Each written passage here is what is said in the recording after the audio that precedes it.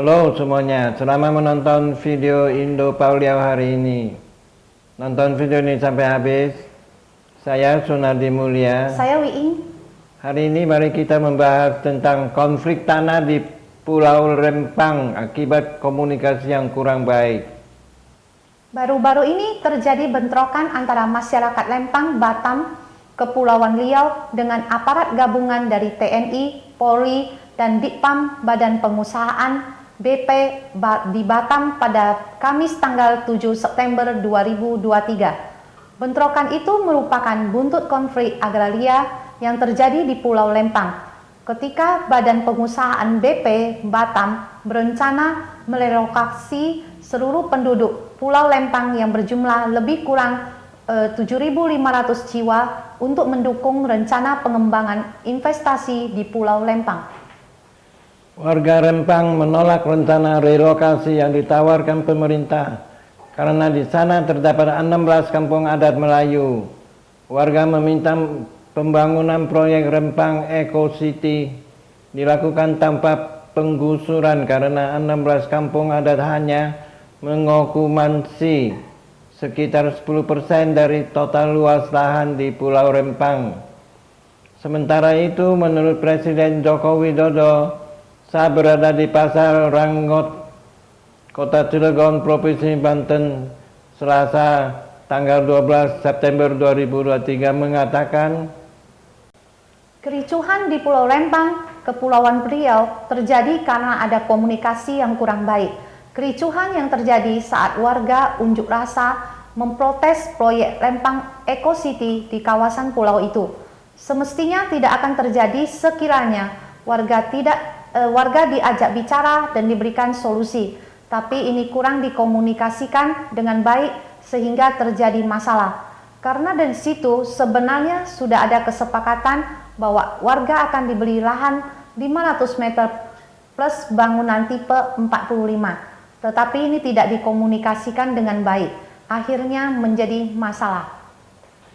menurut rencana di Pulau Rempang akan dibangun kawasan industri, jasa, dan pariwisata dengan nama Rempang Eco City yang digarap oleh PT Makmur Elok Graha atau MEG.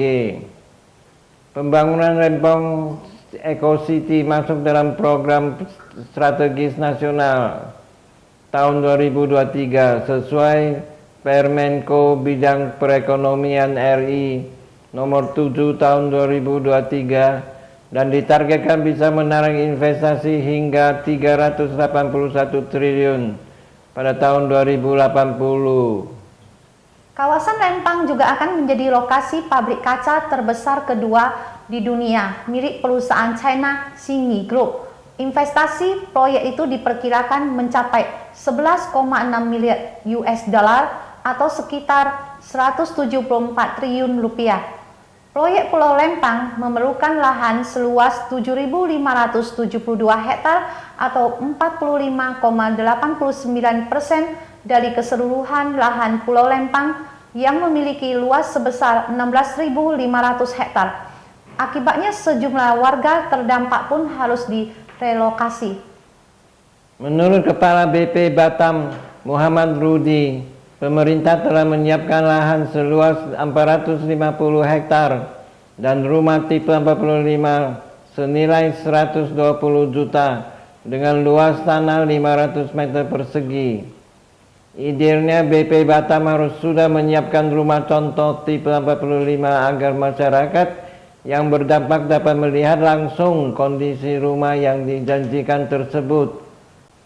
Menurut BP Batam, fasilitas yang memadai akan disiapkan, mencakup pembangunan rumah bernuansa Melayu, fasilitas pendidikan, rumah ibadah, lapangan bola, dan peningkatan infrastruktur jalan, telekomunikasi, instalasi air pipa, dan listrik dari PLN. Selain itu, khusus keluarga nelayan akan disiapkan dermaga nelayan, pelabuhan bongkar muat, dan akan mendapat bantuan alat tangkap. Pembangunan hunian tahap pertama dari rencana itu ditargetkan baru rampung pada Agustus 2024. Tapi BP Batam menawarkan bantuan sewa rumah, uang tunggu, atau rusun untuk warga yang direlokasi. Setiap orang dalam satu keluarga akan mendapat biaya hidup sebesar 1,2 juta per bulan, dan setiap keluarga juga akan menerima biaya sewa hunian sebesar 1,2 juta per bulan. Pembangunan perumahan relokasi itu akan memakan biaya hingga 1,8 triliun rupiah. Proses pembangunan diperkirakan memakan waktu lebih dari 2 tahun. BP Batam dihimbau melakukan komunikasi yang intens kepada masyarakat Pulau Lempang, melakukan pendekatan kebijakan yang humanis dan dialogis. Mempertahankan keberadaan kampung tua merupakan langkah penyelesaian sengketa yang bijak dan adil.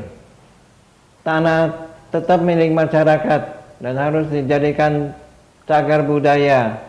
Artinya bahwa tanah tidak dapat dijual kepada investor atau kepada bukan penduduk setempat, atau kepemilikan tanahnya diperlakukan seperti pemilikan tanah pertanian.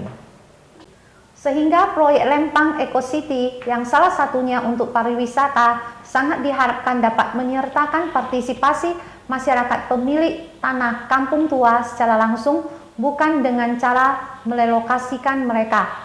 Marilah seluruh pemangku kepentingan, baik pemerintah, pihak swasta maupun pihak Pulau Lempang, bergandengan tangan mencari solusi terbaik untuk kepentingan bersama dan kemajuan bangsa Indonesia.